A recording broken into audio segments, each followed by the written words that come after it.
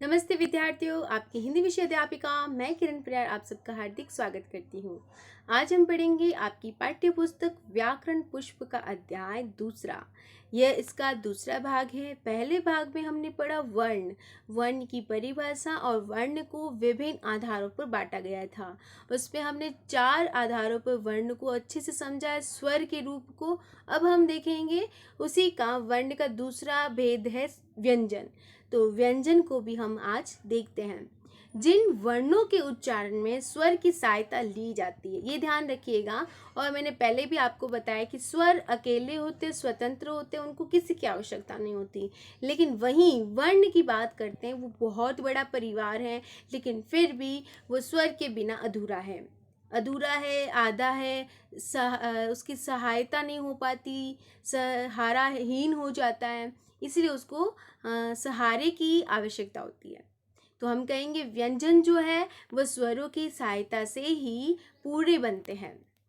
ठीक है, तो इनका उच्चारण करते समय श्वास वायु रुक रुक कर रुकावट के साथ अपने मुख से बाहर निकलती है। स्वर जो थे वो स्वतंत्र थे, बिना किसी रुकावट के बाहर निकलते थे। वहीं व्यंजन इसका उल्टा करो, यानी श्वास वायु कहीं ना कहीं वो रुक रुक कर बाहर निकलती है। क्लियर? तो अब देखेंगे स्वर के भेद, यानी जो स्वर है, जैसे कमल की पंखुड़ियों की बहुत सारे छोटी छोटी पत्तियां होती है, वैसे ही व्यंजन की बहुत सारे भेद हैं। तो स्पर्श, स्पर्श यानी टच करना, स्पर्श के आधार पर, तो वो जो प्राणवायु कहाँ टच होती है उसके आधार पर हो जाएगा। और दूसरा है उच्चारण स्वर के आधार पर, यानी जब प्रोनाउंसिएशन करते हैं, उच्चारित करते हैं, स्वर में भी आया था तो उच्चारण के आधार पर हो जाएगा। और श्वास वायु की मात्रा के आधार पर, कितनी मात्रा में, कितने समय के आधार पर, कितनी मात्रा में वो बोली जा रही, वो देखा जाएगा। स्वर तंत्री में कंपन के आधार पर, जब हम उसका प्रोनाउंसिएशन करते हैं तो स्वर तंत्रियाँ जो होती है उसमें कंपन होने लगता है, यानी उसमें वाइब्रेशन होने लगता है। तो इस आधार पे भी हम स्वरों के व्यंजन के भेद देखेंगे। तो सबसे पहला है व्यंजन का, जो कि स्पर्श के आधार पर।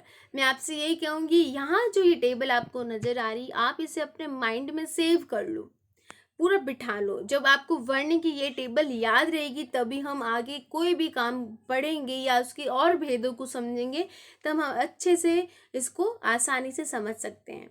तो स्पर्श के आधार पर होते हैं ये 3 भागों में। 3 भागों में एक होता है स्पर्श व्यंजन, जिसमें क से लेकर म तक व्यंजन आते हैं। क से लेकर म तक जो आपको ये टेबल दिख रही है, ये स्पर्श व्यंजन की है।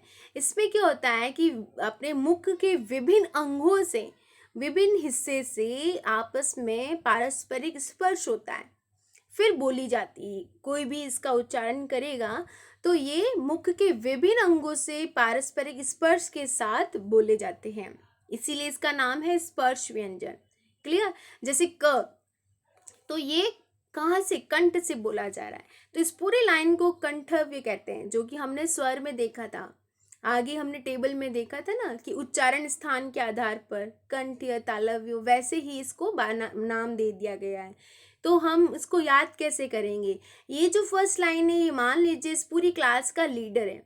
तो क च ट त प, तो एक ही क्लास के इतने सारे सेक्शन बने हुए हैं, 5 सेक्शन बने हुए हैं, और पांचों सेक्शन का नाम है कि व्यंजन क सेक्शन, व्यंजन च सेक्शन, व्यंजन ट सेक्शन, व्यंजन त और प सेक्शन। तो 5 यहाँ पर सेक्शन बने, जैसे आइरिस, रोज और लिली बना है ना आपकी क्लास का, वैसे ही। तो स्पर्श व्यंजन में आपको ये याद रखना पड़ेगा, क्योंकि इसी नाम से आपको ध्यान रखना है कि क वर्ग का, यानी क के सेक्शन में 5वीं लाइन कौन सी है? पंचम वर्ण ये वाली है। तीसरी पंक्ति कौन सी है? ये वाली है। चौथी कौन सी है? ये वाली है। तो डायरेक्टली आपको वो टेबल ध्यान में आनी जरूरी होती है, जब आप उसको याद कर पाओगे। क्लियर? तो इसे एक बार प्रोनाउंसिएशन करना, इसी लाइन के नाम से इसका नाम पड़ा है ट वर्ग, त वर्ग, प वर्ग, इस तरह से। ओके, अब आता है अंतस्थ व्यंजन। अंतस्थ व्यंजन जो कि इन 25 व्यंजन के बाद के 4 व्यंजन है, वो है यर, लव। अब इसका नाम अंतस्थ क्यों पड़ा है? क्योंकि जब हम इन व्यंजन का उच्चारण करते हैं तो स्वर और व्यंजन के बीच का संबंध होता है। स्वर और व्यंजन के बीच का आपसी संबंध होता है और ये उच्चारण करते समय मुख के अंग के परस्पर एक दूसरे का पूरी तरह से स्पर्श नहीं कर पाते, ये अंदर के अंदर ही दब जाते हैं, इसीलिए इसको अंतस्थ व्यंजन कहते हैं। तो कौन कौन से इसे भी आप याद कर लीजिए, य, र, ल और व, ये 4 व्यंजन जिसे अंतस्थ व्यंजन कहेंगे। अब आता है उष्म व्यंजन। नाम से ही आपको याद करना, उष्म यानी गर्मी, ठीक है। तो जब उन उच्चारण करते समय उन ध्वनि को, उन प्राण वायु को जब मुख से बाहर निकालेंगे तो उसमें रगड़ पैदा होगी, घर्षण पैदा होगा। जैसे आप हाथ को रगड़ते हो तो इसमें गर्मी पैदा होती है ना, वैसे ही उसका उच्चारण करते समय वो कहीं ना कहीं से टकराती है और घिसती हुई चलती है, जिससे उसमें गर्मी पैदा होती है और गर्मी की वजह से ही इसका नाम दिया है उष्म व्यंजन। और ये कौन से व्यंजन है आपको इन्हें याद करना है, ये है श, श, स और ह। क्लियर? आपको इन्हें याद करना पड़ेगा। और उसके बाद आएगा आपका अगला पॉइंट जो कि है उच्चारण स्थान के नाम से। स्थान यानी जगह के नाम से। इन्हें भी हम पहले वाले भाग में देखे हैं। जैसे मैंने अभी आपको बताया, ये वाली टेबल कंठव्य, तो इस पंक्ति को कंठव्य, तालव्य, इस तरह से हम नाम देंगे, क्योंकि ये सारे जो 5 वर्ण या 4 वर्ण वो वहाँ से होकर निकलते हैं, उस स्थान से होकर निकलते हैं, इसीलिए उसको नाम दिया है। जैसे क वर्ण में ये 5 वर्ण आ गए तो ये कंठ से होकर गुजरते हैं, इसीलिए इसे कंठ्य कहते हैं। उस स्थान को देखना। और इसमें ह भी शामिल है। ह जो लास्ट में आता है, आपने वर्णमाला देखी होगी, उसको भी हमने इसमें शामिल किया है। तालव्य में च, छ, ज, ज, ञ और इसके साथ में य और ल को भी लेंगे। इसको य और श, ओके। इसके साथ एक्स्ट्रा जो ऐड है वो मैं आपको बता रही हूँ। मूर्धन्य, मूर्धन्य में क्या होता है, मुर्दा से जो मुख का मुर्दे वाला हिस्सा है, ऊपर जीभ से रोटेट होते हुए जब आप देखते हो, उच्चारित करते हो, ट, जीभ ऊपर से होकर निकलती है ना मूर्धन्य से, तो यहाँ से वो गोल होती है और वायु उसकी तरफ से निकल जाती है। ट, ठ, ड, ढ, ण, तो ये कौन सा फॉर्म है, ट का फॉर्म, जो कि मूर्धन्य कहलाएगा। और र और श जो है वो इसके साथ पीछे और लग जाएंगे, मतलब मूर्धन्य में ये भी शामिल है। और दंत्य में क्या होता है कि इसका उच्चारण दांत से होता है, इसीलिए इसे दंत्य कहते हैं। और त, थ, द, द, न, ये 5 वर्ण जो हमने देखे त वर्ग की, ये दंत्य में कहलाएंगे। इसके साथ में जो वर्ण जुड़ा है वो ल और श भी दंत्य से कहलाएगा। ओष्ठ्य में प, फ, ब, भ, म कौन सा है, ओष्ठ्य व्यंजन। नासिक्य में आ जाएगा, जो कि नाक से होते हुए निकलता है, तो वो हो जाएगा पंचम वर्ण, सबका पंचम वर्ण। देखो यहाँ पर इस टेबल को, ये जो आपको दिखाई दे रहा है ये पंचम वर्ण, ये है नासिक्य, सभी का 5वीं लाइन वाला, ठीक है। तो पंचम वर्ण समझ में आया, इसे हम कहेंगे नासिक्य, नासिक्य व्यंजन। क्लियर? अब है दंतोष्ठ्य, यानी दांत और ओष्ठ से निकलने वाला, इसमें आ जाएगा व, एक अकेला व, दंतोष्ठ्य दोनों का मिलाकर, ओके। और इसके आगे हमने दूसरा और देखना है, श्वास वायु की मात्रा के आधार पर व्यंजन। तो ये होता है जब हम इसका उच्चारण करते हैं तो श्वास वायु कितनी मात्रा में बाहर निकल रही है, अगर कम मात्रा में अपने मुंह से निकलती है तो वो अल्प यानी कम, अल्प मात्रा, मातृ प्राण या अल्प प्राण स्वर कहते हैं। और महाप्राण यानी कि जब वो व्यंजन, जिन वर्णों का हम उच्चारण कर रहे हैं, वो श्वास वायु अधिक मात्रा में बाहर निकलती है, एकदम से दबाव के साथ, है ना, झटके से, प्रेशर के साथ, तो वो हो जाएगा महाप्राण, ठीक है। तो उसमें से आ जाएंगे, हम देखते हैं उदाहरण। यहाँ है क, क, घ, अंग, और यहाँ नीचे है इसके साथ में च, छ, ञ, ट, ढ, ण, त, द, न, प, ब, म, य, र, ल, व। ये क्या है, अल्प प्राण व्यंजन। और महाप्राण में छ, ज, ठ, ढ, थ, ध, फ, भ, श, स, स, ह, ये महाप्राण में आ जाएंगे। क्लियर? ख और घ भी इसमें शामिल है। और इसके बाद आएगा स्वर तंत्रीय। देखो ये हमने पढ़ लिया, अब लास्ट चौथा पॉइंट समझ रहे हैं। स्वर तंत्रीय में कंपन, जब कंपन होता है तो उसको घोष कहते हैं। ठीक है, जब कंपन नहीं होता है उसको अघोष कहते हैं। यानी जब उच्चारण करते समय जो वायु हमारे मुख से निकलती है उसमें घर्षण हो रहा है, घिसते हुए वो निकल रही है, रगड़ खाते हुए निकल रही है, तो वो कंपन करते हुए साथ में निकलेगी। ठीक है ना? तो जब वो कंपन करके निकलेगी तो घोष हो जाएगी, और नहीं तो वो अघोष हो जाएगी। अगर अघोष में कंपन नहीं है, वहाँ उस स्वर तंत्रिका में उत्पन्न नहीं होगा वाइब्रेशन।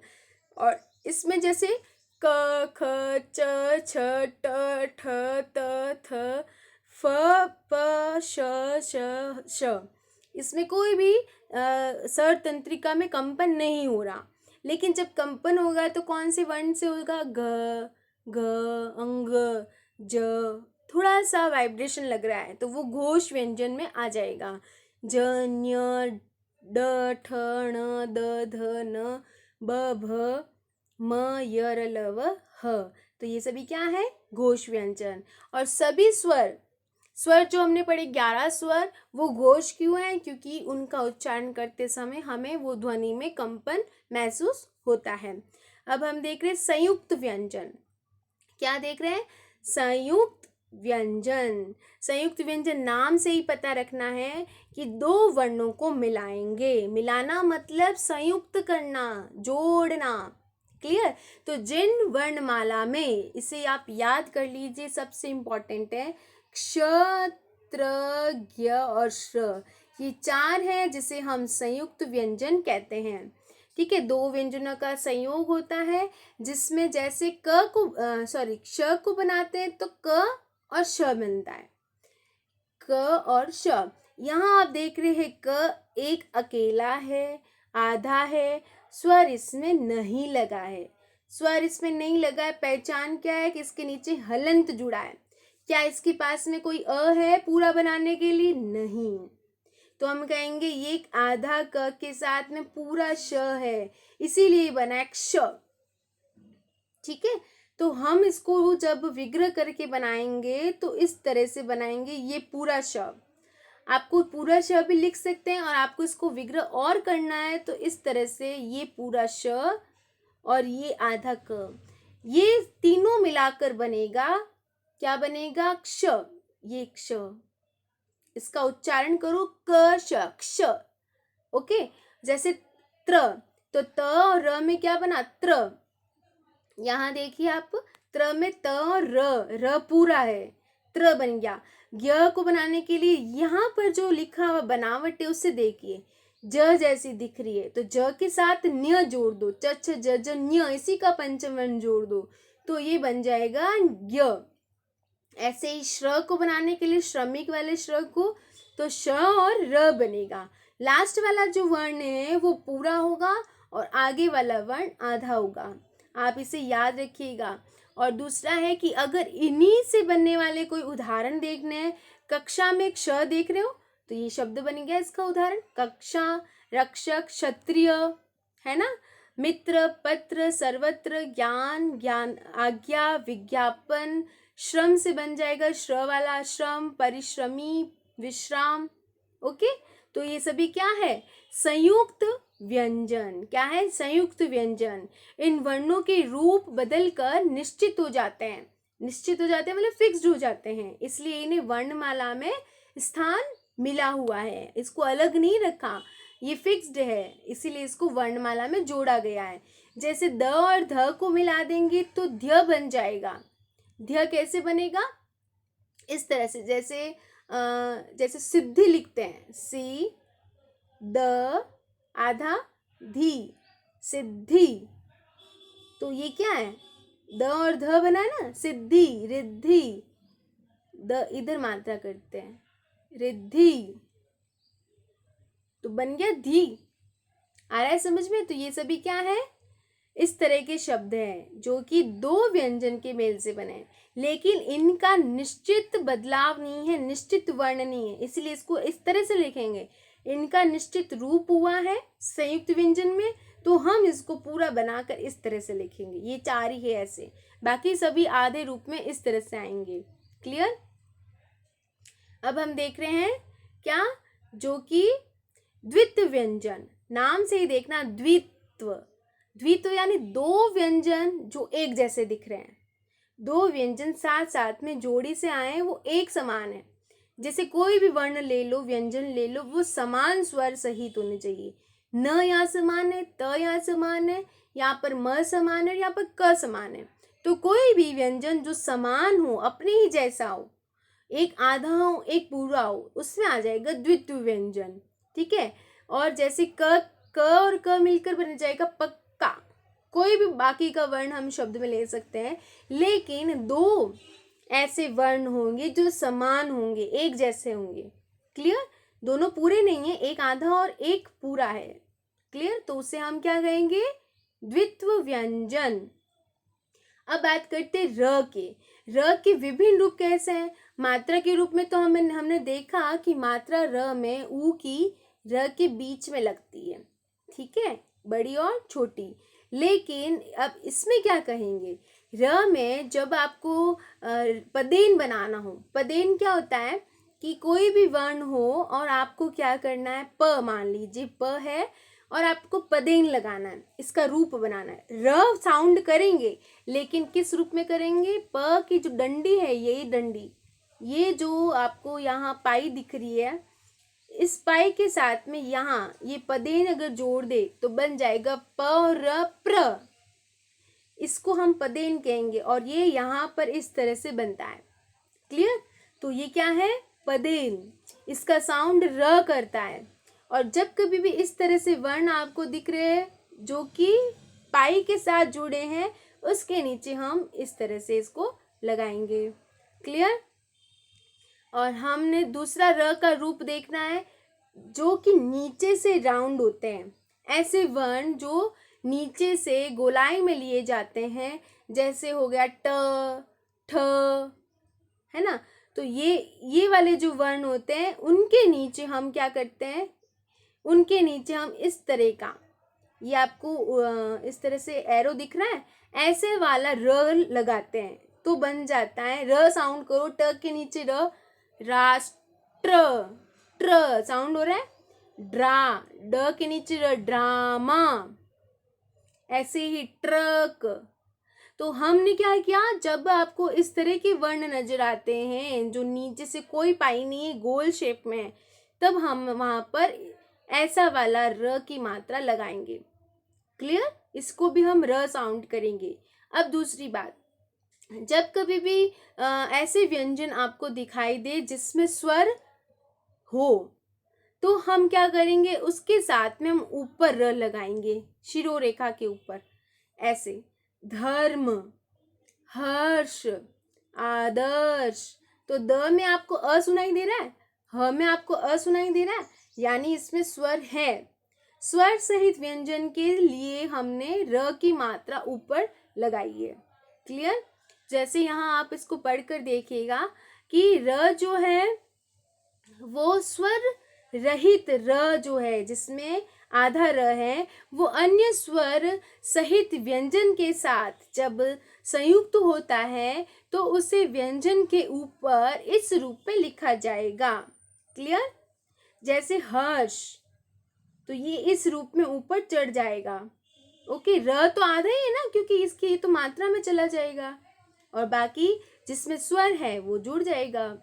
अब बात करते हैं, र की बात तो हो गई। आगत ध्वनियाँ जो कि अंग्रेजी या किसी अन्य भाषा से ली गई हो, फारसी या अरबी भाषा से ली गई शब्दों का प्रयोग जब हम हिंदी में करते हैं, तो वहां पर नुक्ता युक्त दो ध्वनियाँ आ जाती है। एक होता है, जैसे यहाँ देखिए, यहाँ मैं आपको बड़ा करके दिखाती हूँ। जैसे यहाँ आया है आपके लिए, यहाँ पर आपको दो नुक्ता युक्त ध्वनियाँ दिखाई देगी, एक तो है ज और एक है फ। अब जब मैंने इसका साउंड किया तो ज नहीं बोला, ज बोला है। इसका साउंड उच्चारण सुनना, ज, फ। तो ऐसे से क्या होता है, यहाँ जो आपको बिंदी नजर आ रही नीचे की तरफ, इसे नुक्ता कहते हैं। क्या कहते हैं? नुक्ता। इससे क्या होता है, जब हम इसका उच्चारण करते हैं तो दो मीनिंग निकलते हैं। एक होता है जब नुक्ता होता है तो बन जाता है इसका अर्थ दंड। शब्द के साथ देखो, सजा, सजा यानी दंड देना। और अगर नुक्ता नहीं लगता है तो बनता है सजा, सजा यानी सजाना। ऐसे एक और शब्द ले लो, फन, फन यानी सांप का फन। और अगर इसको मैं नुक्ता के साथ बनाऊं तो मैं उसको उच्चारित करूंगी फन, फन यानी हुनर। आपके अंदर एक क्वालिटी है, हुनर है आप में, तो वो दोनों अर्थ, दो अर्थ इसके निकलेंगे। तो नुक्ता से हम इसके सही अर्थ को भी जान सकते हैं। क्लियर? बात करेंगे वर्ण विच्छेद। जब हम किसी शब्द को तोड़ते हैं, उसकी खंड करते हैं, तो वो वर्ण में बिखर जाएंगे, क्योंकि वर्ण से ही तो शब्द बना है। लेकिन हमें ये देखना है कि वो कौन कौन सी वर्ण से बना है, तो हम उसको कहते हैं वर्ण को तोड़ना, मतलब वर्ण का विच्छेद करना। और वर्ण को विच्छेद करके जब लिखेंगे तो हम इस प्रकार से लिखेंगे। तो आपको कोई पूछता है कि वर्ण विच्छेद करो इन शब्दों का, तो हम कैसे करेंगे? देखिए, ये सबसे इम्पोर्टेंट है और इजी है, आपको आ सकता है। कैसे? कि कामना, ये शब्द है, क में स्वर लगाए आ का, आ की डंडा वाला है ना, तो वो मात्रा में लगाए, और म में लगाए आ, बाकी में हम अ लगा देंगे। तो क व्यंजन है, इसीलिए हलंत, आ की मात्रा, का बन गया, म में कोई मात्रा नहीं है, इसलिए इसमें ऑटोमेटिकली अ आया हुआ है।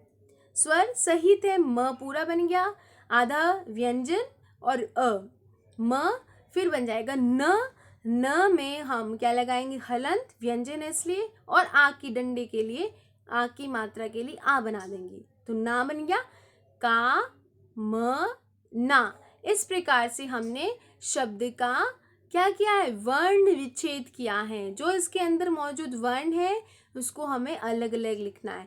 एक यहाँ पर आपको याद रखना है, जो स्वर है उसमें कभी भी नीचे हलंत नहीं लगाना, क्योंकि स्वर अकेले है, स्वतंत्र है, इसको किसी की भी जरूरत नहीं है। लेकिन व्यंजन को जरूरत है, तो इस व्यंजन सहाराहीन है, ये लकड़ी लेकर चल रहे हैं, इसीलिए इसके नीचे हलंत है, और इसको ज़रूरत हुई ई की, तभी बन गया वी। ये मात्रा जो दिखती है उसी स्वर के रूप में आपको लिखना है। आ की मात्रा दिख रही है तो आपको आ लिखना है, यहाँ पर कोई मात्रा नहीं है तो आपको अ लिखना है।